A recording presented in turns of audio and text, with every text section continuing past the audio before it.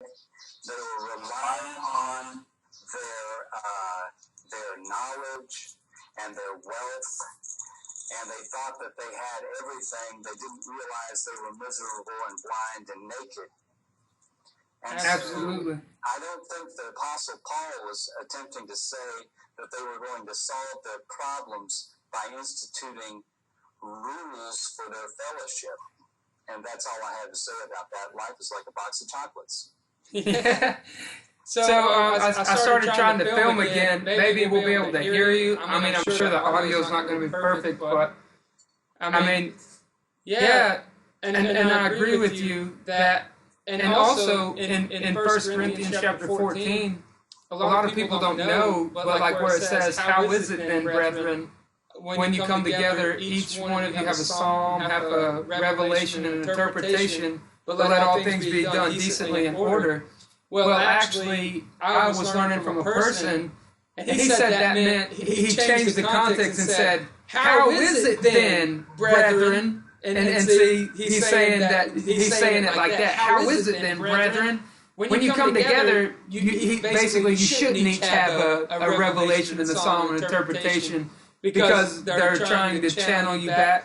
But what tears that lie apart is the fact that that same word is actually used earlier. If you go and research this, where it says, "How is it then, brethren?" and you click on that word in like Blue Letter Bible, and then you look at the same chapter and everything, it's used again and above it before you get there.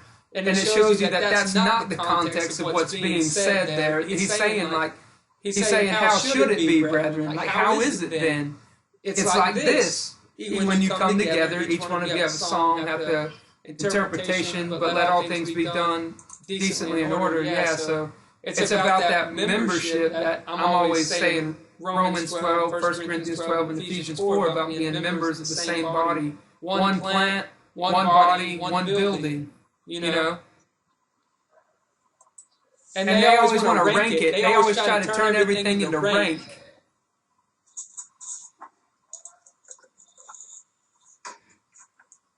What's the...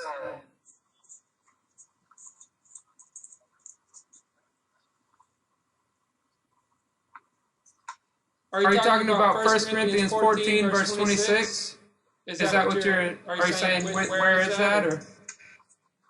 What's the reference for that?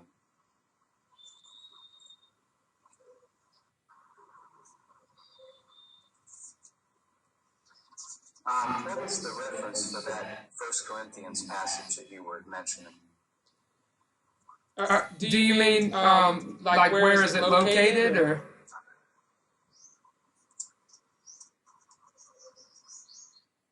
Is it?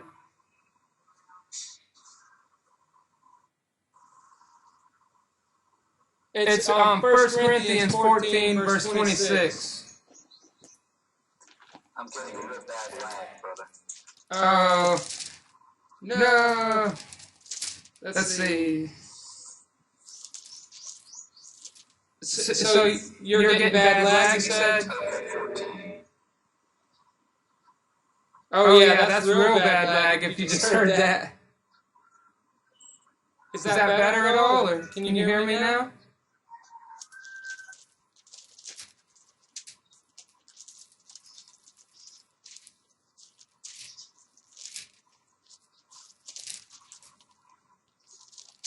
Yeah, we've got like a 5-minute long lag.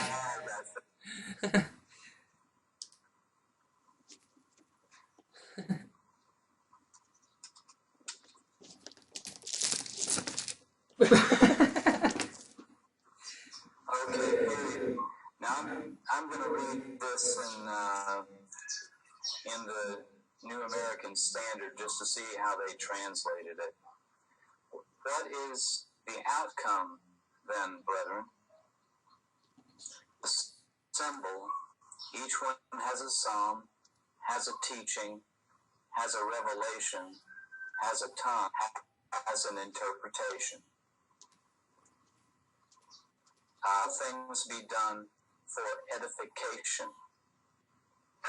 If anyone speaks in a tongue, it should be by 2 or at the most 3, and each in turn, and one must interpret.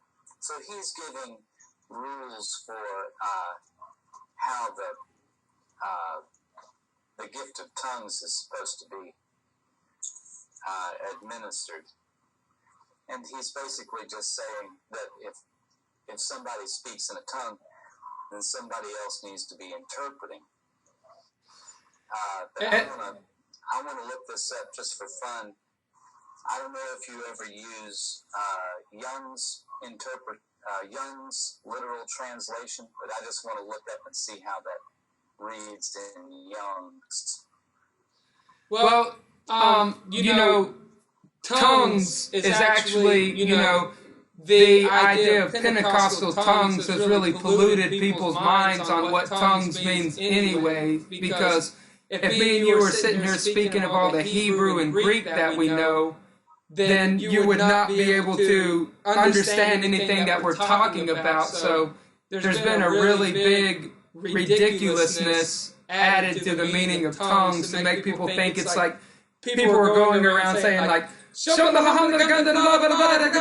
and Jesus never did that, you know. Jesus never did that in Scripture. And Jesus opened his mouth and said, you know, it's just, that's completely ridiculous in the scriptural background. That's, you know, that's not even what that means.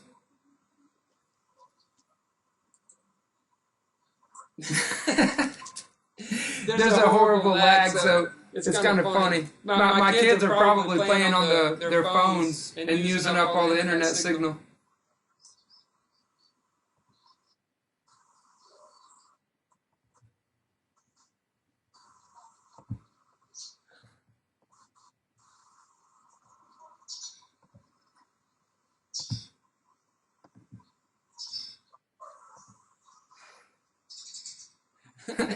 So we'll just sit here in this duration because of lag.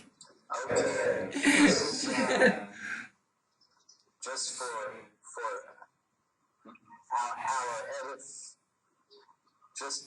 for our edification, this is Young's literal translation, 1 Corinthians 14, starting at verse 26.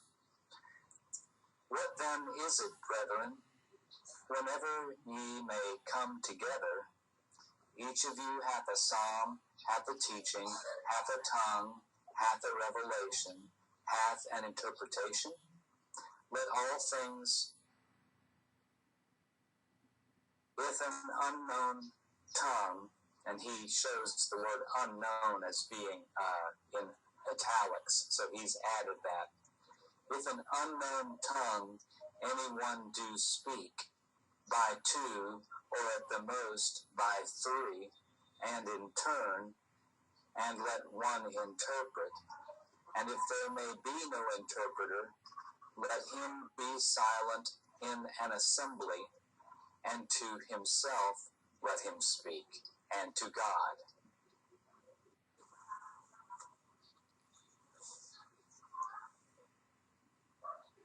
Yeah, so can you can't hear anything I'm saying right now, can you?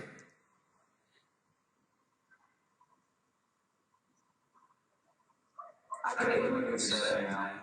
Okay, so I was saying that whenever people say tongue, oftentimes they don't know what that means. Like, the Pentecostal idea of Shamdala has completely changed people's perspective. So it's just actually speaking of like saying things that are too difficult for people to understand. Like, people need to be able to understand what you're saying. It's not even in the world of saying like,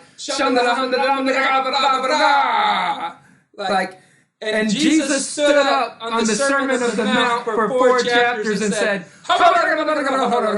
you see, I mean, that's not what this is saying. It's just been so bastardized and perverted by people who are just involved in like church and starting their own church systems that they've used their imagination